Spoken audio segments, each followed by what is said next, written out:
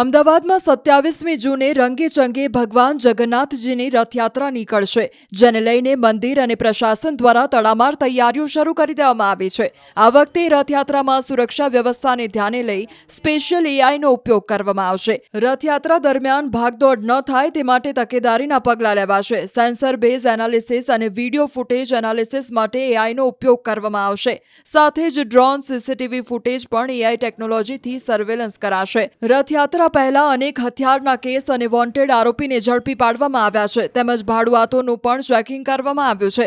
તો જે રૂટ પર રથયાત્રા નીકળવાની છે તે રૂટ પર જર્જરિત મકાનો તોડી પાડવામાં આવ્યા છે. રથયાત્રાના રૂટ પર આવતા ભયજનક મકાનોને ઉતારી લેવાયા છે. અમદાવાદ મહાનગરપાલિકાના એસ્ટેટ વિભાગ દ્વારા આ કામગીરી કરવામાં આવી છે. દરિયાપુર વોર્ડના શાહપુર દરવાજા પાસે આવતા ભયજનક મકાનને ઉતારી લેવાયા. QR કોડ સ્કેન કરો અને ડાઉનલોડ કરો ન્યૂઝ 18 એપ. મેળવો ગુજરાત અને દેશ દુનિયાની પળે પળની અપડેટ્સ.